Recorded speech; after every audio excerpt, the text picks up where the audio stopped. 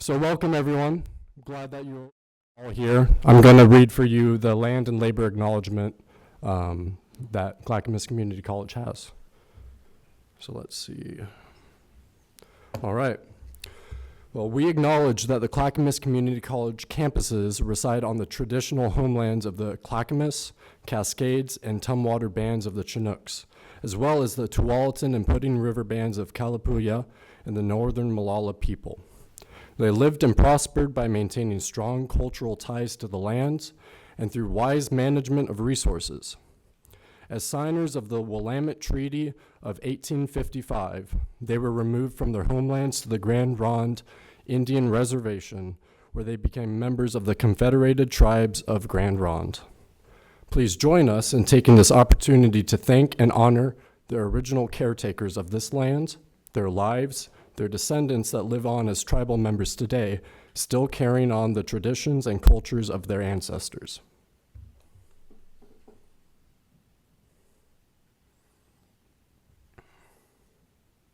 And now for the labor acknowledgement.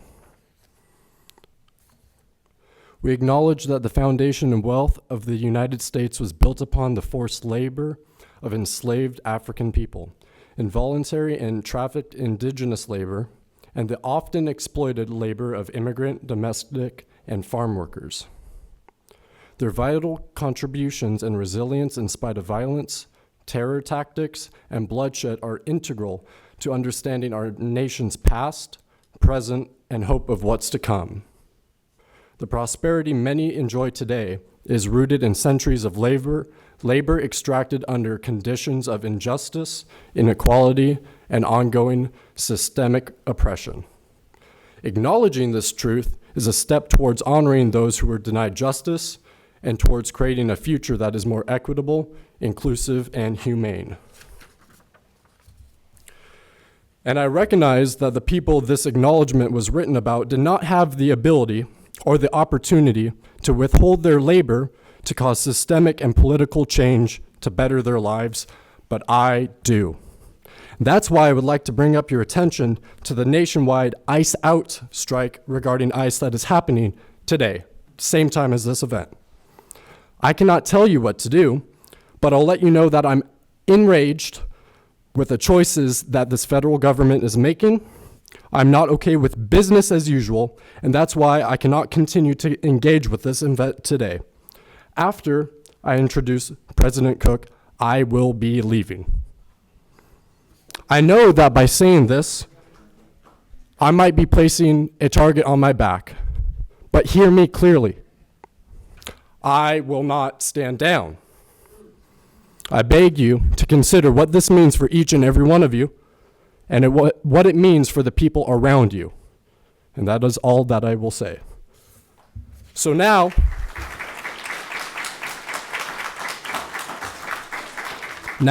I will introduce President Cook. He's a good man. Sincerely, he is probably one of the best leaders that I have met in my long time of living of only 20 years. But seriously, President Cook has more than 35 years of experience working in higher education as an advisor, a counselor, faculty member, and administrator. A native of Oregon City, he joined Clackamas Community College as president in 2018. He has had a lifelong passion of helping college students achieve their dreams and works each day to remove barriers so students can be successful. Outside of work, he enjoys spending time with his wife and 3 children, and he's an avid runner, completing over more than 50 marathons and is working to run a marathon in all 50 states. Well, you know what, that last part, he's already done that. So please congratulate him for the work that he's done. And thank you to Clackamas Community College for allowing me to say that previous statement. I will be walking out.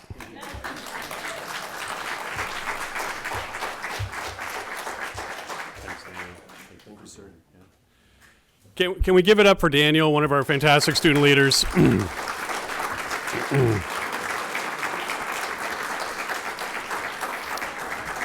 You know, we exist for students here, and I'm always really proud that students kick off this event. And Daniel and I talked yesterday, and he said, "Boy, I'm really conflicted. You know, there's a lot going on, and there's a walkout, and I'm just not really sure if I can be here today." And I said, "I respect your decision. You know, whatever you choose to do, but I also want to say that you have a place here for whatever you need to say." And I'm just thrilled that he took the time to come and do that. So thank you.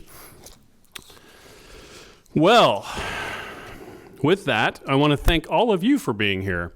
I think we've got around 100 folks or so online that are watching this from home, so thank you for all of you on Zoom and keep paying attention to that. And we've got a nearly full room here as well. So it should be a really fun day today. We've got lots to celebrate and lots to reflect on as we approach our 60th birthday here at Clackamas Community College. So I know I've got Jane Reed, Vice Chair of our board here. I want to thank you for being here as well. I think there might be a couple other board members online. Thank you, board members, for being here.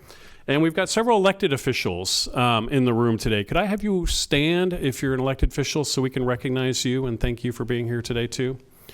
All right. Yes. Oh, there's Joe. Yeah. Thank you all electeds, and then there is Joe Crenshaw, the chair of our board. It's actually sitting back in the cheap seats. That's why I didn't see you back there, Joe. Sorry. Thank you for coming. So this May will be the 60th birthday of Clackamas Community College. And we're celebrating throughout 2026, and during today's presentation, you're going to see historic photos depicting the college's early years, interspersed with recent photos. And our focus today is just reflecting on what we have done really well as a college and what we continue to strive to do. I think it's going to be a lot of fun. I do want to give a big shout out to Kevin Anspach, our designer, for designing this 60th logo and then some other really fun assets we're going to be able to push out to celebrate this birthday this year.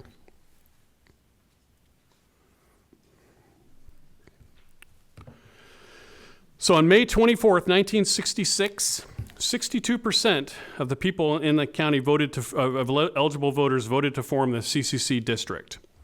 In the 1966-67 school year, a total of 693 students were enrolled, taking classes at Gladstone High School and a location off of Holcomb Boulevard. I just want to point out here that President John Hawkinson and his very fashionable bow tie next to our original college entry sign. Shameless plug for bow ties. A little hard to see here. You can see the highlighted Clackamas numbers and then the overall Oregon Community Colleges back here in 1966. So at that time, Oregon had 11 community colleges. Central Oregon Community College was the first in the state to form in 1949. Clatsop Community College was second in 1958. And then there was a whole bunch of them that came in the 60s.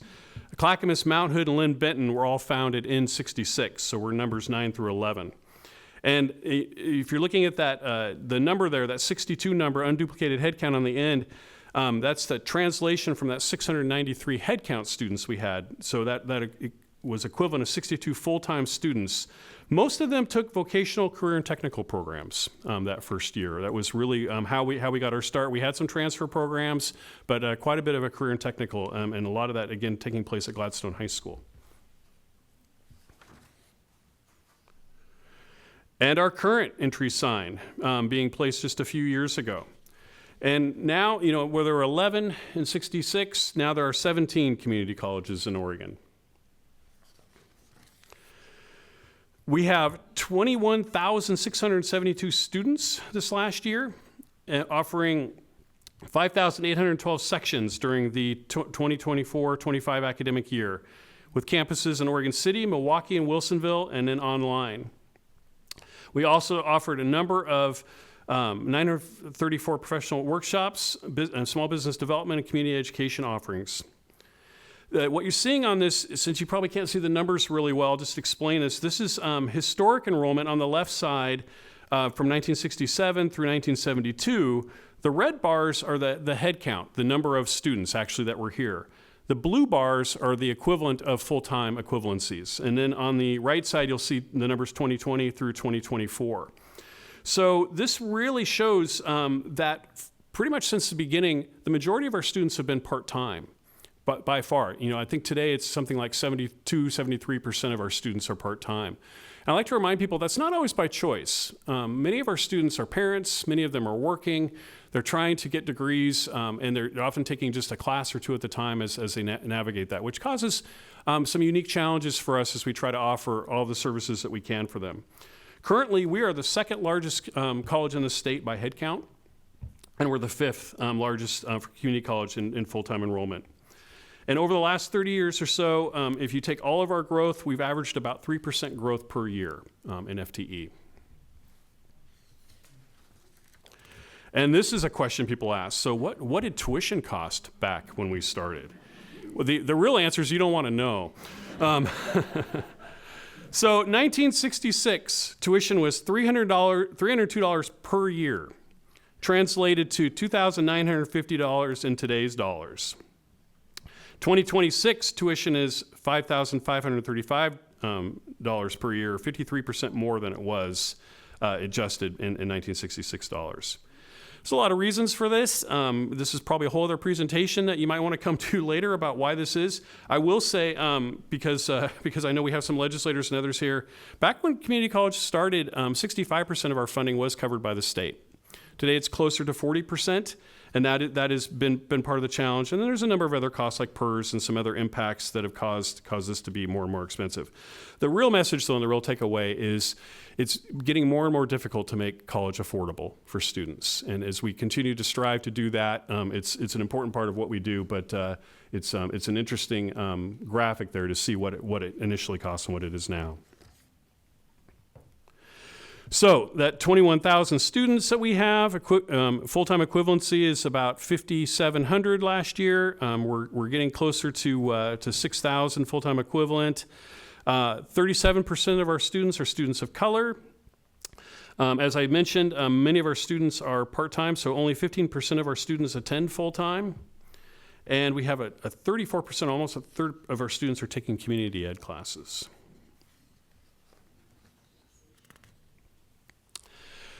The left side here, you have our current vision and our mission statement. And on the right side, you have a picture of the banyan tree, which was a previous icon for the college, a really strong one back in the 80s, 90s, and into the 2000s, the banyan tree. And I'll read you a little bit of a story about that. Early in his presidency, President John Kaiser and his family had vacation in Hawaii. Recalled a highlight of the trip was seeing a huge banyan tree and being impressed by its evolution of multiple trunks and so well adapted to withstand hurricanes. He felt the banyan tree would be a good symbol for an organization that, as he said, grew strong despite many threats to survival. And as many of you know, keeping track of the fires from Hawaii, that the banyan tree really took an impact and is now, again, growing back and reflowering and surviving and being resilient again. So that the banyan tree continues to be a really strong symbol. The banyan tree became a symbol for the college. And one of those documents read as follows: the banyan tree is our symbol of organizational strength. Like the tree whose branches grow into the ground to become new trunks, CCC is continuously growing into a stronger, healthier organization through the personal commitment and initiative of each student and staff member. And I think you'll see in our vision to empower individuals and strengthen communities continues this purpose and this intent for the college.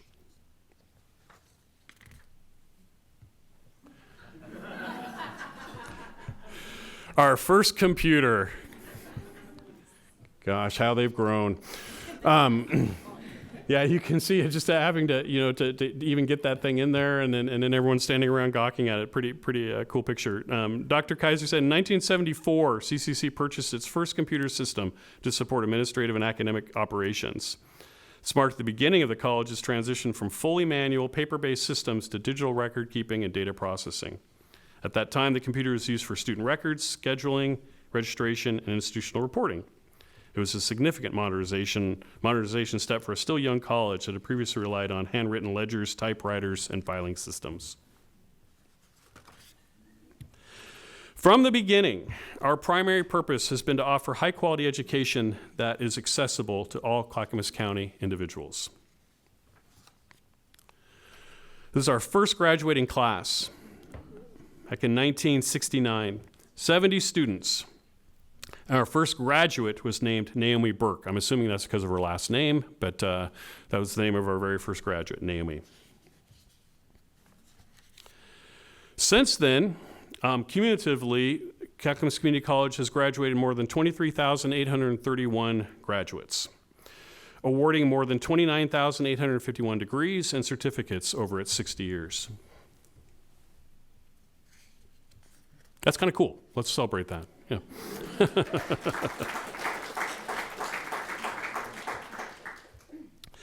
Some more fun history.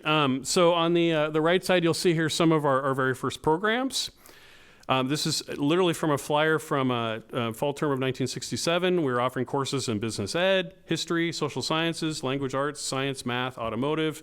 We had a licensed professional nursing program that started in 67, and an electronics class and so on. And even in the 70s, then a child care early education program as well.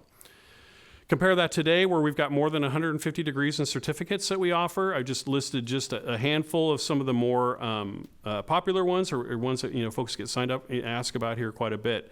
But we are truly a comprehensive community college, offering transfer, career and technical education, adult basic education, English as a second language, community ed, and just about anything and everything you can think of.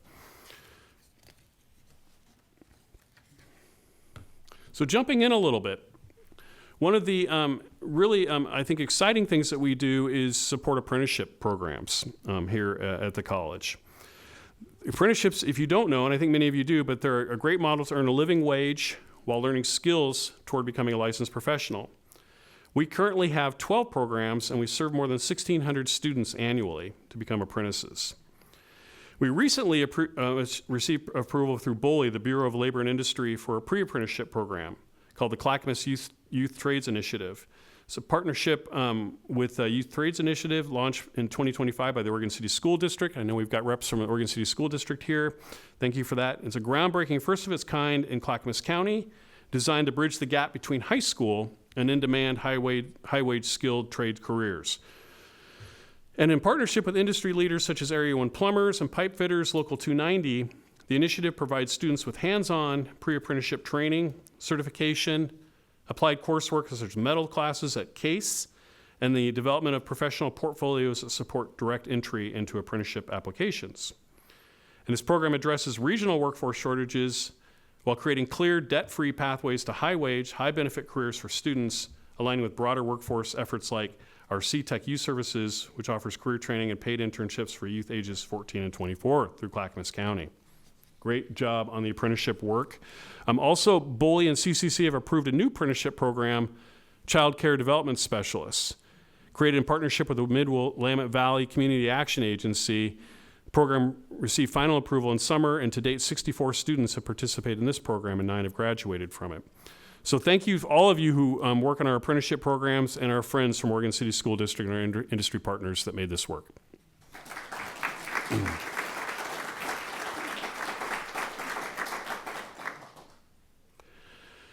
Clackamas Community College is also participating in a statewide Oregon Health Authority pilot program enabling CCC Human Services Generalist Associate of Applied Science graduates to register as qualified mental health associates in Oregon.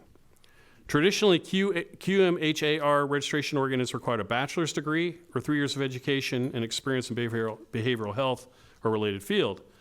This pilot program recognizes the training, education, and experience provided by our human services programs, allowing graduates to enter the behavioral health workforce faster and contribute to the increased demand for mental health services. If you aren't aware, there's a tremendous shortage of behavioral health providers in Oregon, especially in rural and frontier communities in the state. Through this pilot, our program can give graduates the skills they need to meet the growing demand of behavioral health services, make a real difference in Oregon's most vulnerable communities. I want to give a shout out to Yvonne Smith, the human services faculty member who created this program. She has since retired, but has really left a legacy to make sure that we are addressing mental health needs here in our state. Thank you, Yvonne. And over the past 18 to 20 months, members of our emergency management professional program collaborated closely with our advisory board members and industry partners to comprehensively redesign the curriculum for our 2-year Associate of Applied Science Emergency Management Professionals degree and to develop a new 1-year certificate of completion. They took existing curriculum from back in 2017 and updated it to better align with our current industry needs, rearranging classes based on advisory board feedback so they could get basics and essentials in year 1 for our certificate completion and move more advanced specialized courses to year 2 for those that want to pursue and continue for their associate's degree. We launched a cohort in this quarter and look forward to seeing this program thrive, and again, a much needed program in our community. Thank you, Carrie Nixon and the advisory board for this work. Thanks, Carrie.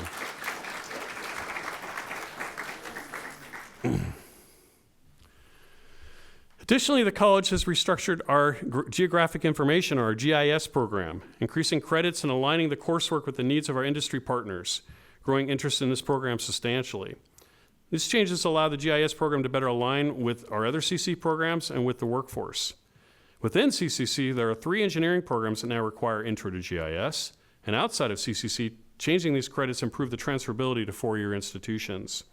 By updating this curriculum and credits, we're now better aligned to incorporate GIS courses within our wildland fire and emergency management courses, and also we've doubled the size of our advisory board and collaborated to help our students with project-based work experience and internships. And knowing now that nearly all engineering jobs require some sort of an introduction course to GIS. So I want to thank you to the GIS program, including our faculty member Angela Arman, I think she's in the room as well today, I thought I saw her, and members of our advisory board for this work. Thank you.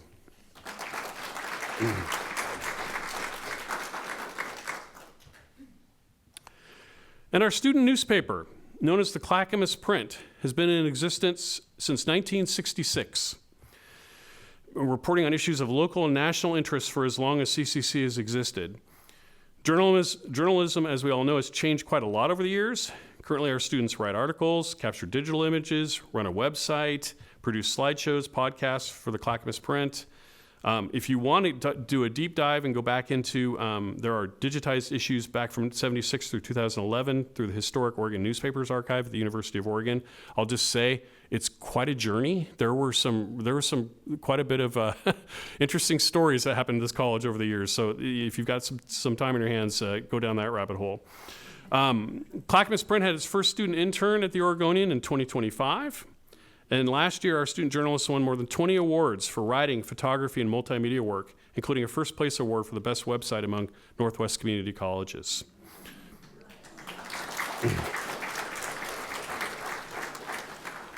Big congratulations to our Clackamas Print journalists. I think a couple may be here today as well. Special thank you to Melissa Jones, who's the Communication and Theater Arts Department Chair and Advisor to the Print. We know that many of our students learn best by doing. From our Environmental Learning Center to Study Abroad, CCC has always been at the forefront of practical hands-on learning experiences. This is not a current photo. But as I look at the technology in this room and the fact that we're streaming this today, recording it to be viewed from nearly anywhere and kept in perpetuity, it's easy to take for granted how much this is part of our daily lives, and technology is part of that. So this early picture of how CCC students have long been learning and using relevant technology for media careers is something that really stood out as we were kind of going through some old photos. Today, we educate students in the many areas of digital media, including video film production, animation, motion graphics, journalism, podcasting, sound for media, and more. So shout out to all of you who teach in the digital media communications program and really help make sure our students are learning relevant skills.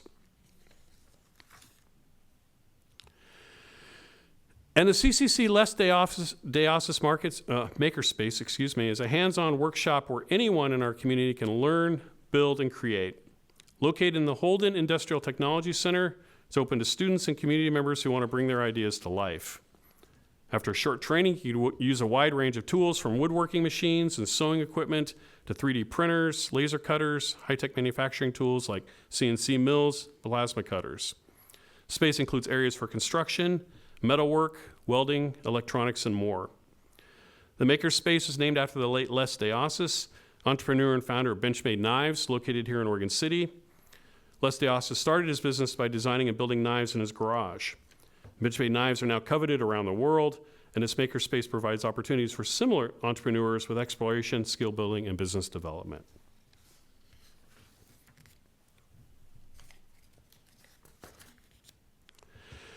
And shout out to our partners at the Clackamas Volunteers in Medicine, also known as the Free Clinic. Moving onto our campus in 2023, providing real-life learning opportunities while also benefiting members of the community who need access to free health care.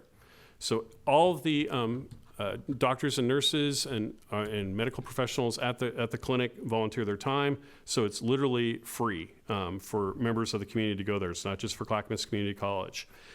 The real great part, I think, for CCC, though, is our students in our medical assisting, our dental assisting, and our phlebotomy programs are getting real-life experience by volunteering in that clinic and part of that and really able to give back to the community. So I want to thank Sarah Parker, our medical assisting faculty member, and Vern Chambers, our director for our health programs, for your leadership on this partnership. And thank you to our free clinic executive director, Lisa Steenson, for your work to provide this valuable service to our community and learning opportunities for our health sciences students. Thank you.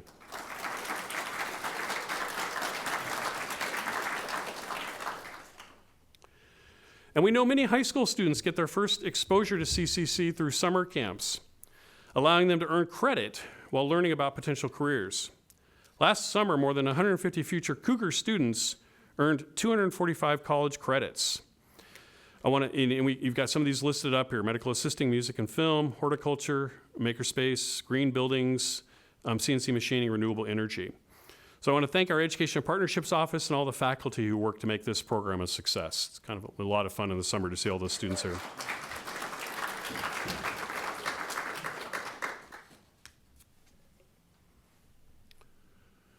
And a really cool flashback. This is a picture of a machine program in the 70s that was designed to work with veterans who had visual impairments. And this was developed by an instructor named Rusty Harris. And students then learned machining using adaptive techniques for that time. We got some national attention back then and blended workforce training with inclusive design decades ahead of its time. And we haven't stopped innovating, from creative scheduling of classes like offering welding at midnight to adopting new technology like virtual reality, which you'll see in just a moment. I just think that's just a really great example of work that we've been doing for years and years to really make sure that we're accessible to everyone in our community.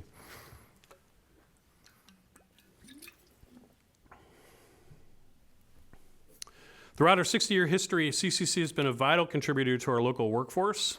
We strive to ensure our programs provide relevant and responsive training so our graduates have the skills that employers need. It's no easy task, as the skills needed in our modern workforce continue to change and evolve rapidly. CCC, back in the late 60s and early 70s, actually built programs faster than the state could approve them. In our earliest years, the college moved so fast to meet local workforce needs that it sometimes launched training before the state had fully built its approval systems. Oops. Ask for forgiveness later, I guess, is the idea there. Early technical programs like electronics and machining were created on the fly. Faculty were out designing curriculum directly with our local employers, and CCC was helping shape Oregon's statewide vocational approval process as it went. We literally were writing the playbook for community college workforce training from the very beginning in Oregon, and we continue to do that today. Really proud of the work we do around workforce here at the college.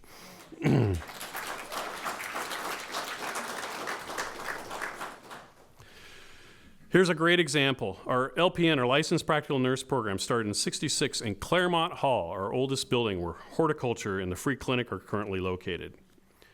In 1975, the college applied to the state for approval to offer an associate degree in nursing, an ADN program, in the fall of '76. Although the Oregon State Board of Nursing was reluctant to approve any new ADN programs, an unfortunate situation provided the impetus for program approval. LPN students were given assurance that if they wanted to pursue the ADN, 20 slots were reserved for them at Portland Community College for the fall term of '75. In April, it was too late to apply to other programs, and after some students had been turned down offers to attend their programs, PCC announced it could not accommodate our students. Thus, staff and students launched an aggressive letter writing campaign which contributed to the establishment of the college ADN program in 1976. Today, our health sciences programs boast 8 different programs, including nursing, nursing assistant, dental assistant, emergency medical technician, medical assistant, billing and coding, and phlebotomy. Our health sciences has affiliations with many outside partners, from clinics to hospitals to long-term care facilities, a variety of clinical partnerships for students to complete their clinical training, in addition to the partnership with the free clinic here on campus. And nursing continues to explore opportunities to provide students with meaningful alternative clinical experiences by piloting the use of virtual reality in a simulation lab. Our health sciences students participate in 22,496 hours annually in clinicals and acute care settings like hospitals and outpatient clinics and labs, et cetera, to get this work done. And so having virtual reality and simulation labs allows them, one of the challenges we have is really getting enough clinical sites and experiences. So having that ability for them to do some virtual reality and get some of that experience before they even have to go out and do that is a huge boon too for our students there. Lots of logos here. Thank you for our customized training department. They're the arm of our college that provides training for our local businesses, either at their site or at one of our facilities. The logos on this slide represent just some of the key organizations that we work with. Sample of the trainings offered include emerging leaders, print reading, inspection, gauge reading, phlebotomy, specifically for Kaiser employees, instructor training for inside electrical, joint apprenticeship training, and many, many others. Our footprint is literally across not just Clackamas County, but across the metro area and beyond, where we're connecting with businesses to make sure that they have the employees that they need to succeed and be successful. So thank you so much for our customized training department for all the work that you do here. Thanks.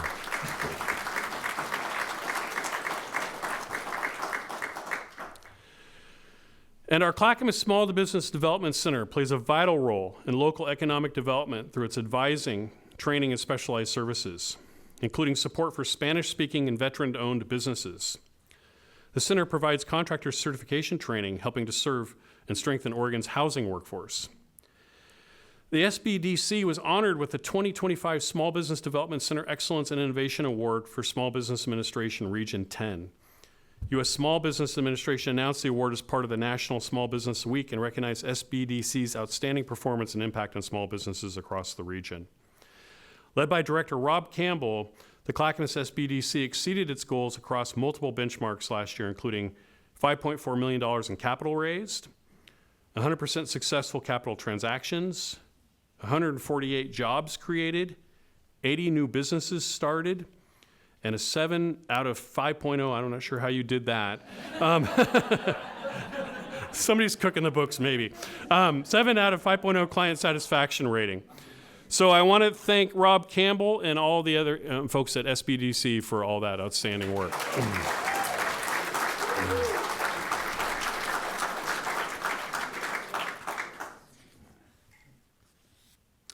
(1969), our electronics program, founded by Bob Lehman, was created in direct response to growing demand from local electronics employers, new industrial technologies emerging in the region. It featured self-paced instruction, modular coursework, real-world lab equipment. It was really ahead of its time as we offered electronics technology for the community.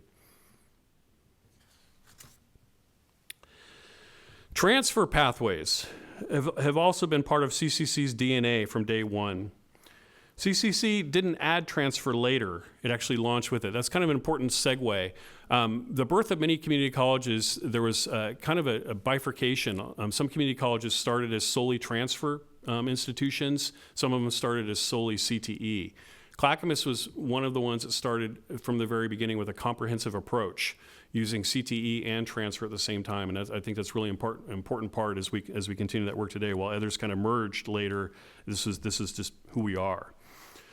Our early faculty were building curriculum specifically to align with our Oregon universities, and our partnerships with the universities continue to expand access to bachelor's degrees, helping local students continue their education close to home. Our transfer pathways were part of our mission early on, and how we navigated those back then are very different from the opportunities students have today. Today, our students can start their paths while still in high school. And at CCC, both in person and online, or a combination of the two, or being dual enrolled, taking classes at CCC and a university at the same time. Lots of different pathways to earn additional degrees beyond here. From our first year when we were offering automotive classes at Gladstone High School, we partnered with our local school districts. Last year, our high school students earned collectively 31,573 credits, saving their families $3.7 million in tuition costs.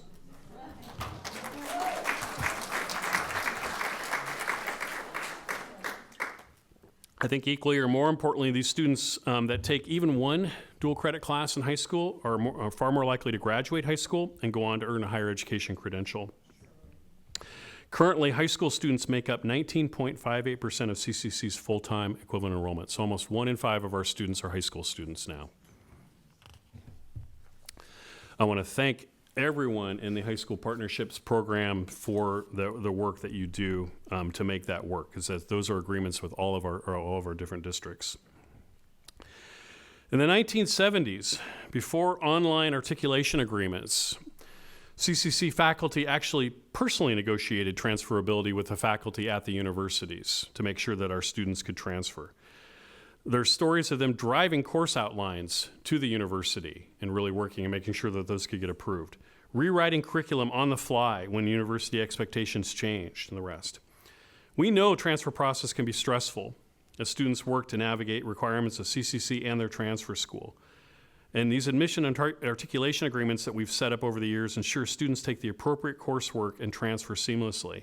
So what you're seeing here is a list of the numerous admission agreements we have, dual admission programs and agreements that we have with schools so that students starting here can seamlessly transfer to these universities. And then the articulation ones are really critical too. Those are agreements that the students take the classes here, that all of those classes will transfer, so they won't have to take additional classes, they won't lose credits, they won't have to pay more money for classes. So really critical work from, again, our folks are in our partnership office. And I want to highlight here, in 2025, this is kind of a cool new one. We partnered with Eastern Oregon University to offer an 18-month Bachelor of Arts or Bachelor of Science degree in elementary education with in-person classes right here on our Oregon City campus. Designed with flexibility and accessibility in mind, the program features evening classes, allowing students to balance their education with work, family, and other responsibilities. In addition to coursework, students gain real work teaching experience through valuable field placements, ensuring they graduate with hands-on skills. Graduates of the program earn endorsements in multiple subjects, like English for speakers of other language, equipping them with critical qualifications required to support diverse student populations. If you don't know, there's a teaching shortage. And so for our graduates or our students here in Clackamas County to be able to get an elementary ed degree right here on campus is really critical so that we have qualified teachers in our schools as we move forward. So great partnership with Eastern Oregon. And of course, we know not all learning takes place in the classroom.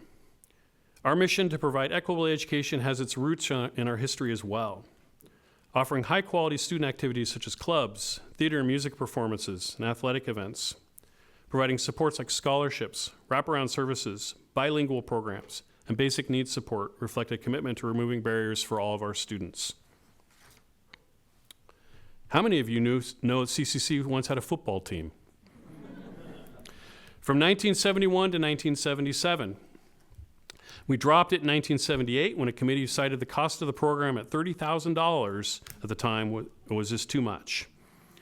And the ability to recruit from within the district. Though some mourned the loss of the program, saying the loss impacted classes and that many football players were leaders of their high school peer groups and attracted other students to the college, one college leader was quoted as saying, "It's really going to be Dolesville around here in the fall." For the younger high school students who are interested in college life activities. Without football, it's going to be more difficult for us to recruit this type of student. In the 80s, the college also discontinued men's soccer and golf and men and women's tennis due to continued budget constraints. CCC was the last Oregon Community College to have a men's soccer team and a tennis program, and one of the last to have a golf team. RIP football. Today, though, we have 9 vibrant and highly competitive sports teams, including basketball, baseball, softball, track and field, cross country, wrestling, volleyball, and women's soccer. Our teams attract players not only regionally but nationally. They excel in the classroom, with many going on to four-year universities. This is a picture of our various athletes from our different teams, and I do want to take the time to give a shout out to our women's basketball team, currently ranked number 1 out of all the CCs in Oregon and Washington.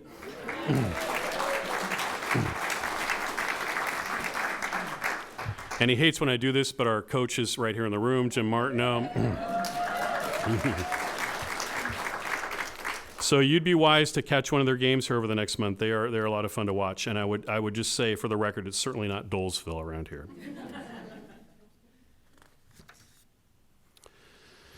Going to college has never been easy, and we've been there to help students along their path, whether it's applying, registering, paying for college, or assisting with student basic needs. Here's some photos from a new student orientation in 1972 taking place in the Randall Hall Gym, and they're actually using the concessions area there to help students out and get that done. I thought those were some fun pictures from the very beginning where we're trying to make sure our students are being successful.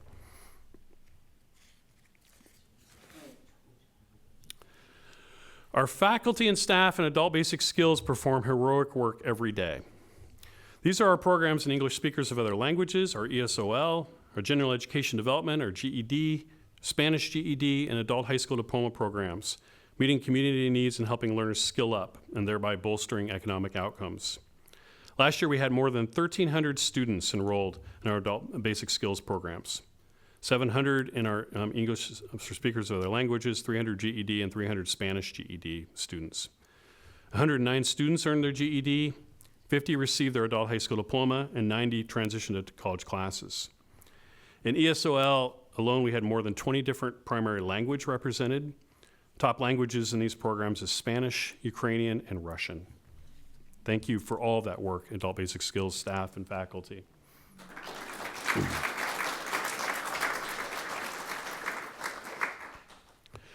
And open educational resources. I often tell people, when you're looking at cost of college, you can't just look at tuition and fees. You need to look at books. You need to look at the whole package. And unfortunately, over the years, textbook affordability has just gotten out of control, quite frankly. And so we do quite a bit of work to create what are called open educational resources, where they're either no-cost textbooks or very low-cost materials for classes.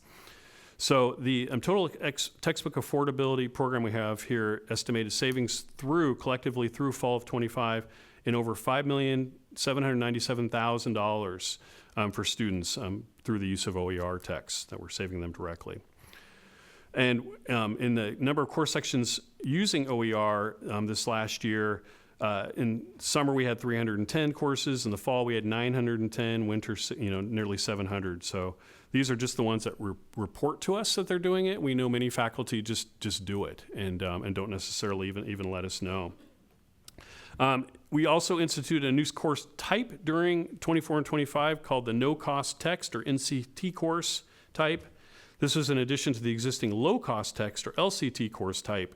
Both are designed to help students understand potential textbook costs at the type of registration. So when they register, you can see that this is a no-cost text course, which means there's zero cost for course materials. And if it's an LCT, if it's designated that way, has a total cost between 1 cent and $40 for course materials. So students can make wise choices when they're searching for their classes. I want to thank our librarian, Justine Munns, for all of her work on textbook affordability.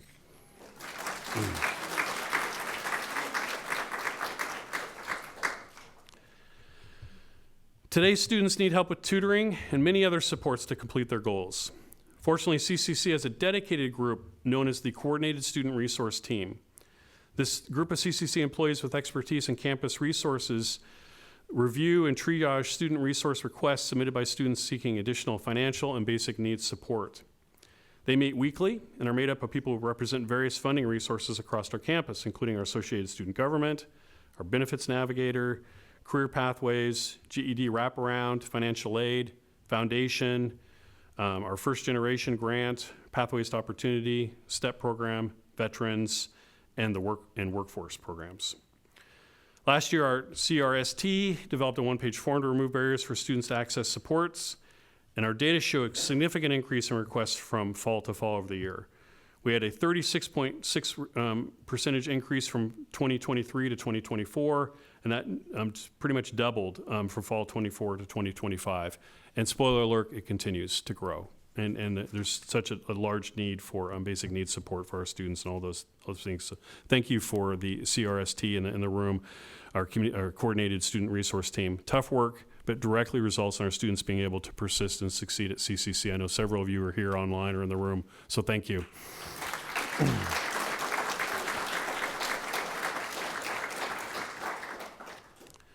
Another way we support students is with our college navigators, providing onboarding and support for underserved, first-generation, and low-income students during their first term. 2023, we received the Higher Education Coordinating Commission First Generation Student Success Grant. building on a successful federal Title III grant to sustain the College Navigators proven support model. Thank you to the HEC. From last July through December, our 2 College Navigators supported 752 new students and distributed more than $4,000 in wraparound funding to help meet their essential needs. Thank you, Beth Wickland and Olivia Rockwood, for your work.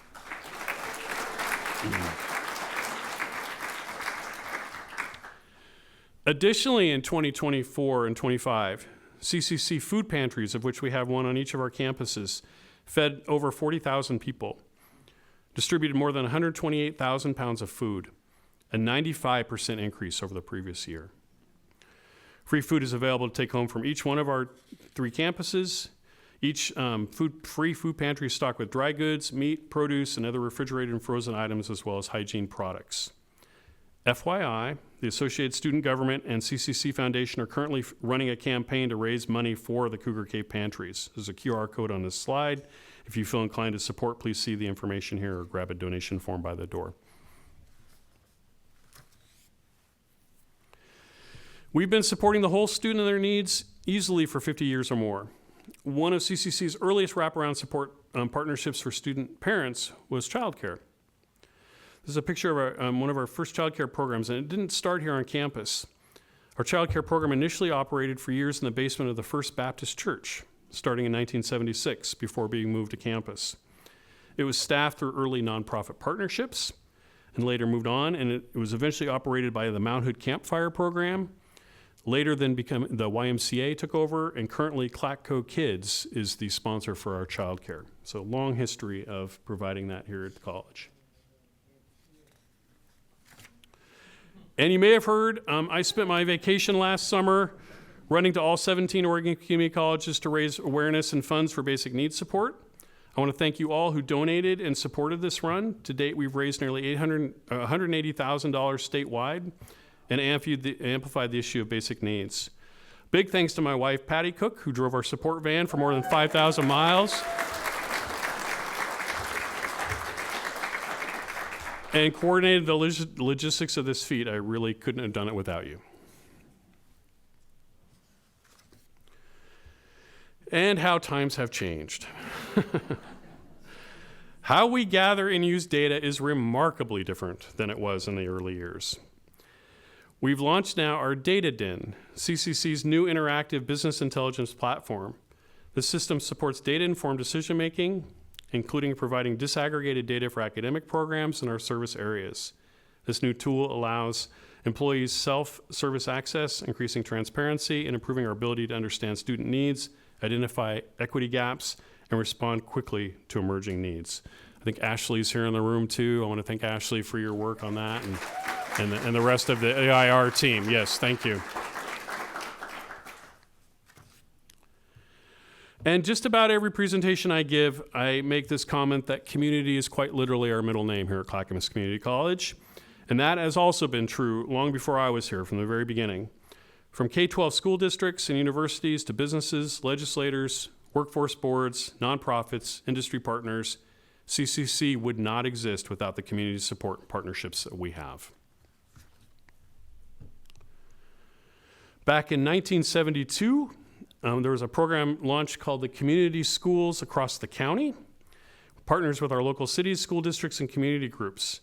And CCC operated community schools simultaneously in places like Gladstone, West Lynn, Canby, Colton, and Molalla.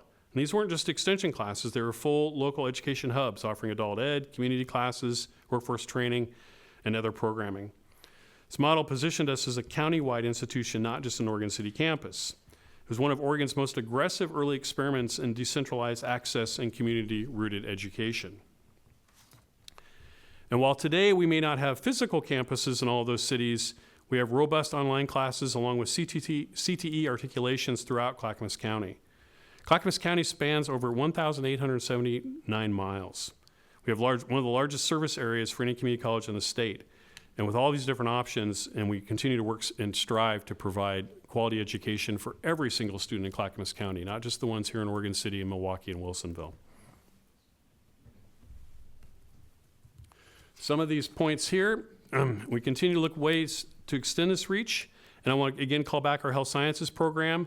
and some work they're doing with our rural high school partnerships with Canby, Molalla, Colton, and Estacada, providing specific hands-on demonstrations called roadshows, and sponsoring dual credit for a health program's 120 Intro to Health Sciences online course. Fall term, 28 students from Molalla and Colton participated in this effort.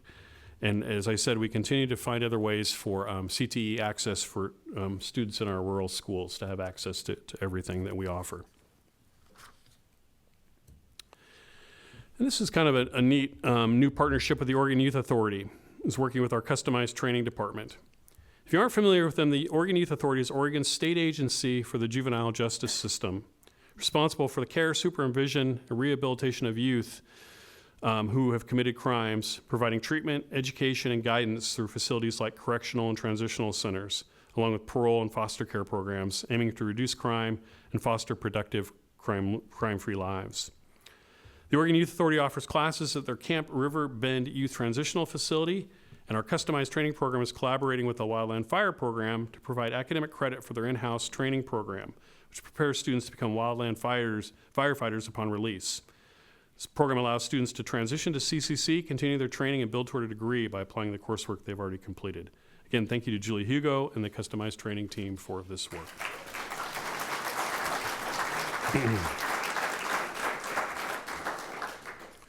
I mentioned in a very early slide about our community education and how much we do there.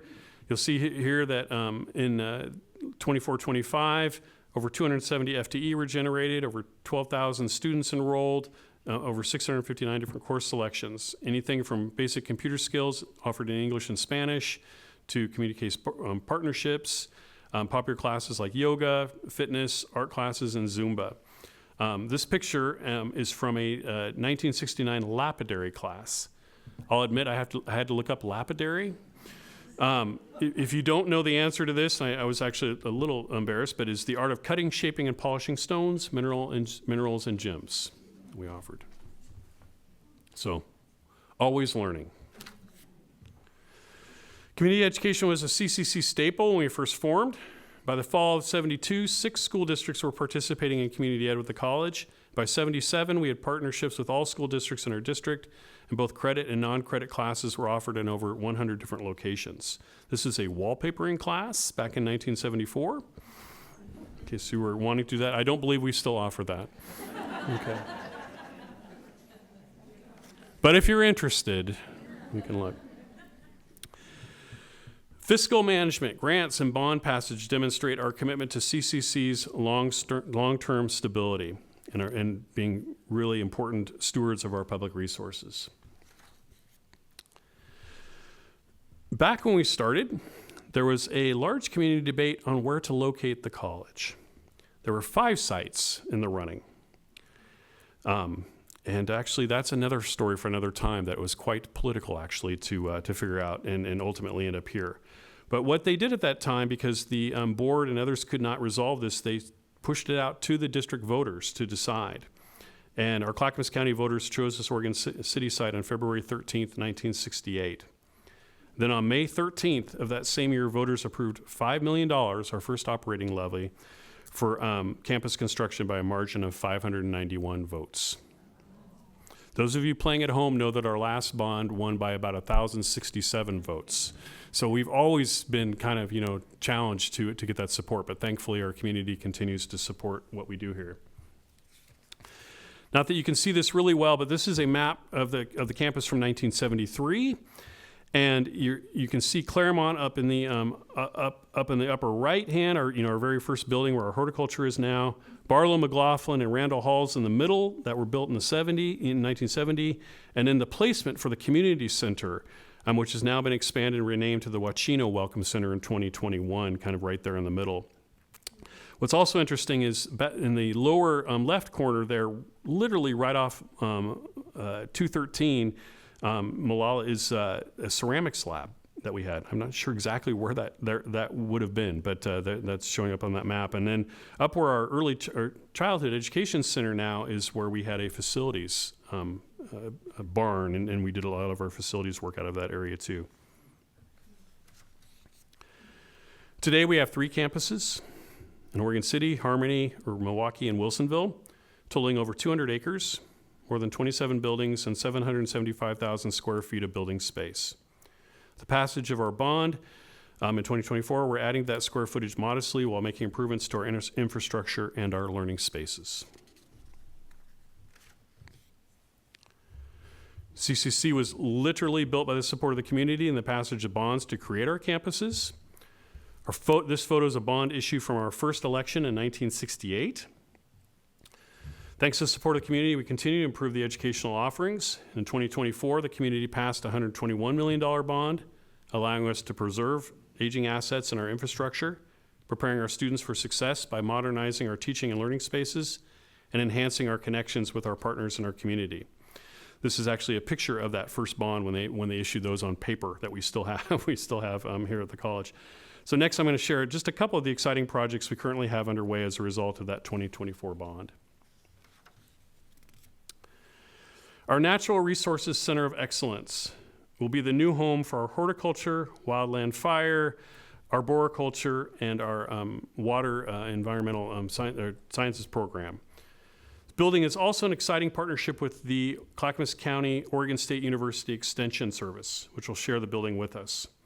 Thanks to generous funding from them and a state match of $8 million, this project will be the cornerstone of our Beaver Creek entrance. So just to align you here, just south of that building that you're seeing, that rendering of there, is Claremont Hall, where we have the Oregon City Farmers Market and our horticulture programs. To the left of that picture is the ELC, right, just beyond that boundary of that picture there. The building is sort of right now, and this could change. I know Opsis is here, so I'll be really good about this. This will adapt and change. Has sort of three segments. That upper left, that's close north part of that, is a two-story arboriculture tree climbing lab for our students, essentially to climb up and down trees. And that'll be pretty exciting. The middle part is will house our wildland fire and our horticulture program. And then that bottom section there will be the Oregon State University Extension Office for Clackamas County. And then there are a number of greenhouses and outdoor spaces, gardens, and the rest that are all being designed as that as well. Pretty exciting project. I do want to give a shout out to Opsis Architecture and our partners at OSU Extension and all of our faculty and staff who've been working on this. We expect to break ground on this in the fall. There's still quite a bit of design work to happen on it, but it will fundamentally change how we think about that east entrance of the campus, which has kind of been known as our back door, and now it's going to be this really, really nice spot that's bringing people into campus and really seeing what we do here.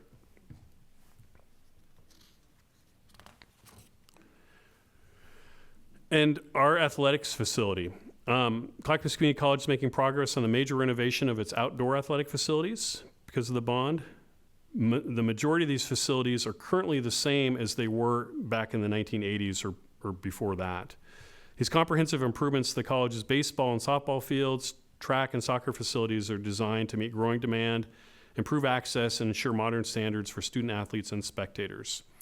So this $17 million project is going to include new synthetic soccer and lacrosse field, a renovated baseball and softball fields, also with synthetic turf, a new track installation, and a new grandstand where we can host graduation and larger community events. This is an exciting project, not only for our athletes and our athletic programs, but for the community. We get quite a lot of folks that use our community resources. And FYI, I learned this last year too, we've never been able to host our women's soccer team here on campus. So this will be the first time we can actually have our soccer games here. So that's pretty exciting. And another fun fact, in the very beginning, students and faculty and staff not only helped support the bond, but actually literally helped build these projects and work on some of these. So we didn't just hire the contractors. We had students and staff out there. According to our History Transforming Lives book written by John Kaiser, we intentionally involved our own people in hands-on campus construction.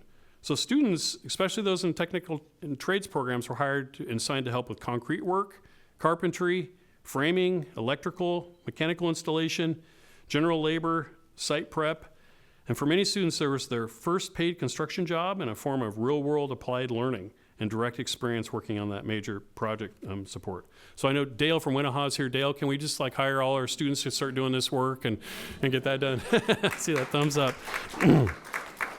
I do love this picture. It looks like a very staged picture. This young woman's sitting on it looks like some steel pipe reading a book. So I'm not exactly sure how she's contributing, but it looks like a great shot. And not only our students, but our instructors and staff back then were supervising our student work crews and coordinating with the contractors, managing logistics and timelines, and ensuring our learning objectives were built into the work. We continue to have success with grants and continue to work and to try to achieve alternative funding beyond what we receive from the state and the county and tuition to support our programs. In 2024-25, we had 12 awards totaling $10 million, over $10 million. Of that, $171,000 is indirect, is recoverable, which means we can use that for staff and for some of the work we're here on campus. We'd actually submitted 18 grants proposed in that year, so we got 12, which means we had a 66% award rate, which is pretty great. One of those I'll highlight is the Future Ready Oregon Workforce Round 3, which is our manufacturing grant. We got $1 million. It was reduced from $1.5 million, and we got an indirect of $52,000 for that. Additionally, we've got a PGE Drive Change Fund of $301,000 with some indirect, and just FYI that one of those PGE vehicles is parked out in front, an electric vehicle that we got through that PGE Drive Change Fund. And then we also got a Grow Your Own Educator Pathways extension for $385,000, that as well. So lots of great work, lots of additional grants that I want to highlight. I do want to highlight and thank Amy Kanata, our grants director.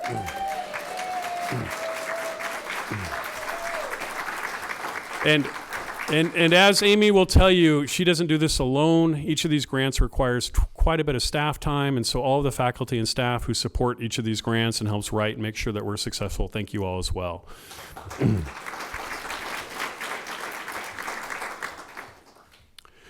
And where would we be without our foundation?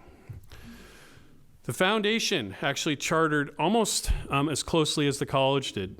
They started back in 1968, chartering as the Friends of Clackamas Community College, formed by community leaders who helped establish the college and wanted to continue to support it. Their early focus was to keep the college funded through annual levy elections. I got a little bit of story of that in a minute, but in the first several years, that first decade, every year the college had to go out and pass a levy to operate. And some of the stories for that time is that those levies would be offered usually in May, and we knew had a new fiscal year in July, and sometimes they would fail. And so there was times where the college didn't know if it was going to be open the following year, and they'd have to go back out again to the voters and do it again. So the foundation's role initially was to help make sure that the community really understood the importance of the college and make sure that we continue to operate every year. Thankfully, that is no longer the case, that we don't have to do that yearly operating levy. Our first real big gift was from Tektronix Land back in 1985. That now houses our Harmony campus. And Ruth Allen, who donated $400,000 back in 1993. And then we had an endowment breakthrough of $15.6 million, a campaign in 2001. And today I believe we're, I'm not exactly sure on the figure, but it's over $30 million in our endowment at the college.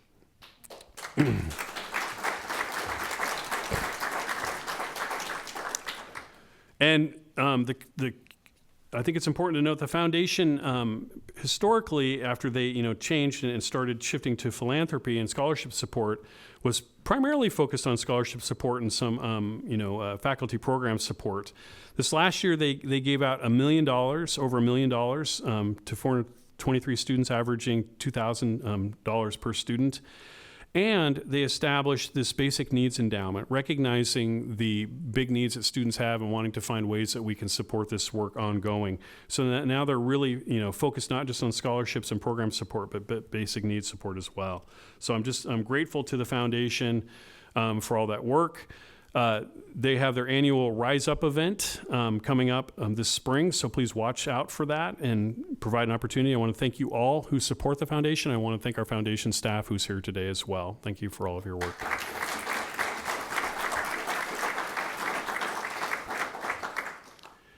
And here's that story. This is one of my favorite early Clackamas Community College stories.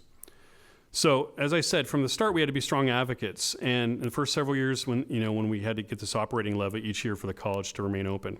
So in the spring of '76, as an idea, the college arranged to transport $25,000 in silver dollars from a local bank to the campus in a horse-drawn wagon.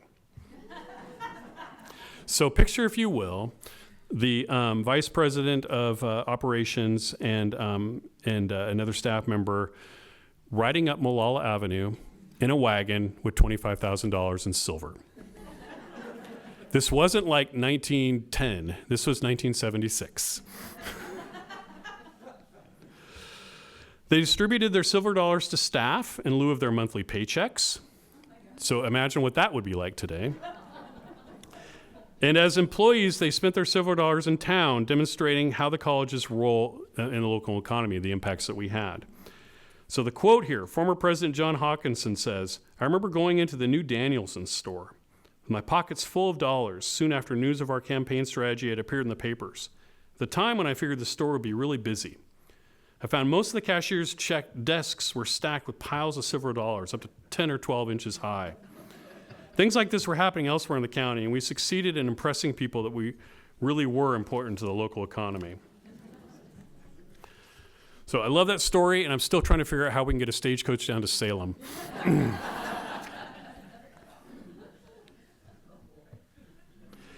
And we continue to advocate. It looks different today, but we continue to constantly advocate. And I thank the legislators who've taken the time to join us today. And many of them were here in December when we had our legislative breakfast over in the Gregory Forum in partnership with the Clackamas ESD. And we had just about all of our state and U.S. legislators there or their staff members.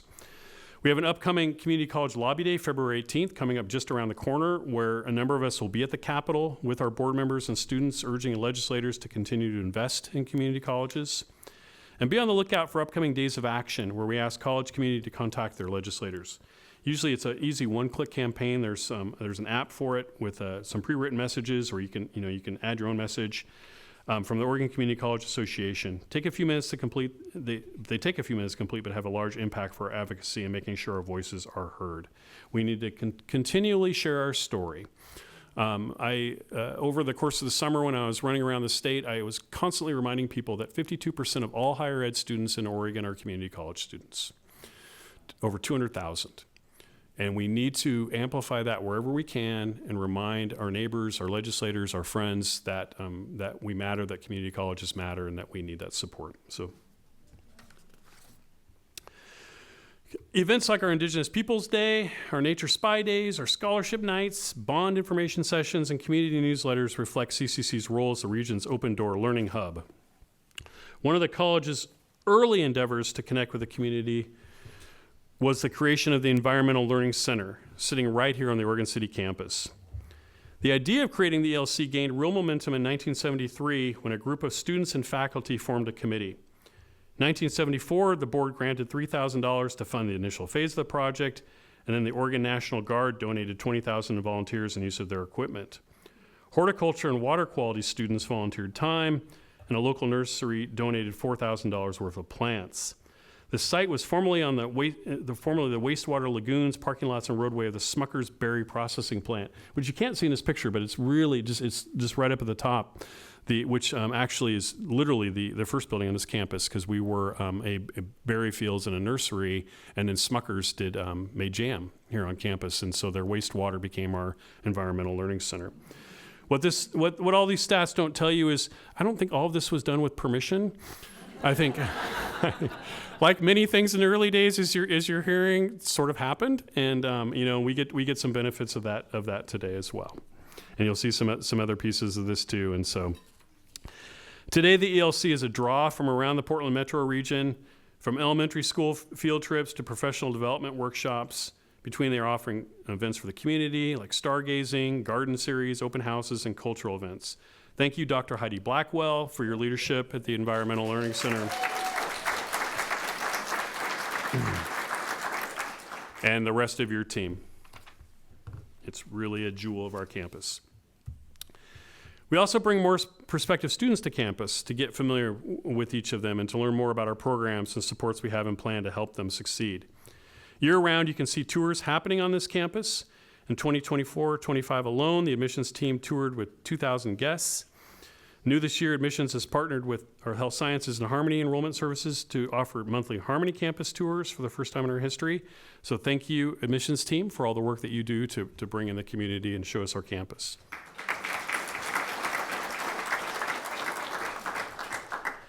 And we hosted a really popular annual manufacturing day, and we had over 800 students here last year learning about our programs and our Industrial Technology Center and other areas. They get to meet with employers and industrial representatives. They get to try out different aspects of our, some of our machines and some of the rest, and really get exposed to this. And so I want to thank, and I know he's in the room here too, Tom Brown, who's retiring.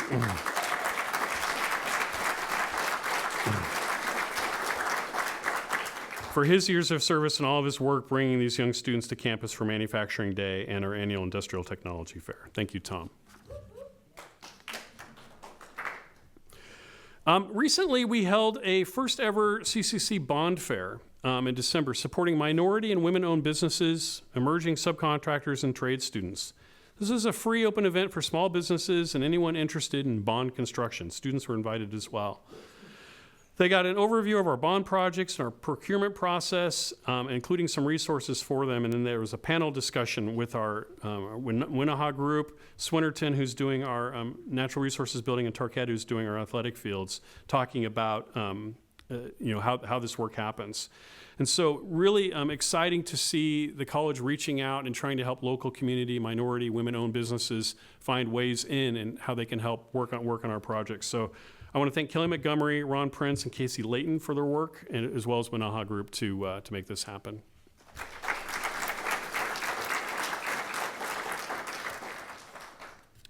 And no matter the time of year, there's always something going on here. Many of our events and activities are open to the community and are either free or low cost. So I encourage you to come catch a play, listen to a concert, watch a game, visit our art gallery, attend one of our upcoming cultural events. These are just some of our more signature events, as well as other opportunities. Coming up very soon, February 15th, we have a Black Excellence panel taking place here. This spring, we'll have a CTE showcase. We'll do our accessibility, a really popular Accessibility All-Stars event on April 10th. Hugely popular spring horticulture plant sale. You might want to start lining up now. They sell out fast. Our Foundation Rise Up Lunch on May 13th, Summer Connections in May, and then our Indigenous Peoples Day next fall, amongst many, many other ongoing activities. Encourage you to really check it out.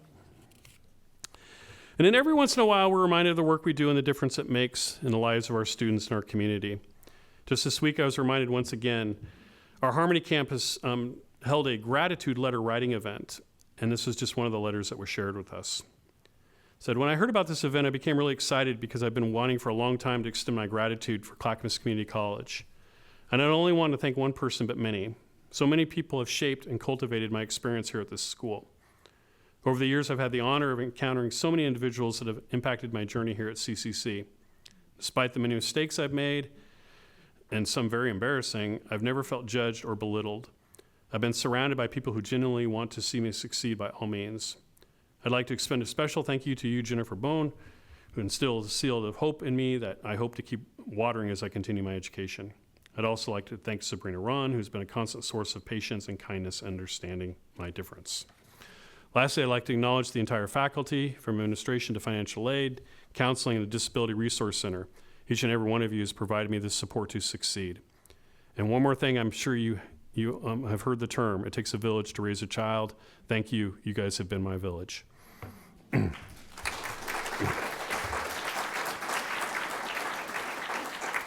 So those of you who don't know, Jennifer Bone is one of our biology faculty members, and Sabrina Ron is our business and project management instructor.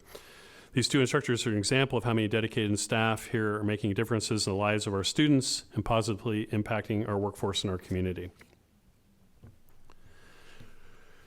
So this morning, we not only look back at our college's history, we explored what we do well, and what that is we open doors to opportunity, we respond to workforce needs, we partner with our community, we manage change responsibly, and we always keep students at the center. This is what we do well. As I think about the future of CCC, it's challenging sometimes to predict what's going to come next. But I do know as long as we stick with these core values, these principles, we will continue to be a place where we can all be proud, our community's college. Before we go today, I've got a couple more things. I want to invite you to be part of the next chapter in CCC's history. There's a group of us currently doing interviews of those who've had a connection to the college over the last 25 years. Whether you're a former student, longtime employee, supporter, have another connection, we'd like to hear from you. So you've got bookmarks at your table, and here's a QR code for those of you online. If you're interested in participating and being interviewed, please fill out that form there, and we will follow up with you, and we'll be writing this next history book, literally, of the college. And then the last thing I want to do before we break, those of you who work at the college know that I like to give out presidential coins occasionally for those who've kind of gone above and beyond and done something really extra special and just need to be recognized for the college. The criteria is mine alone. So those of you who think it's really arbitrary, well, it really is. But there are two people I really want to recognize, and you've heard both of their names today. Can I get Tom Brown and Rob Campbell to please come forward?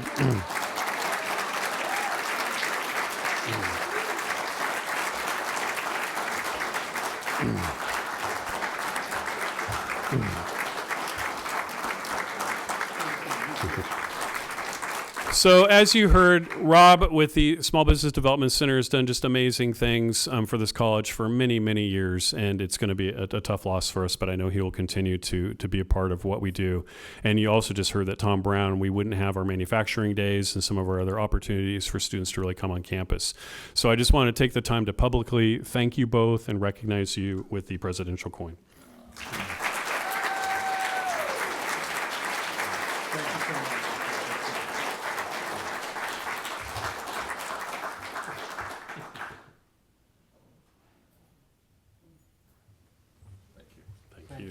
Thank you.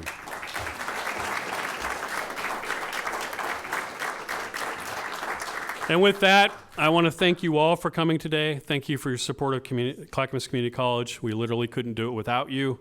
And go Cougars. Thanks, everyone.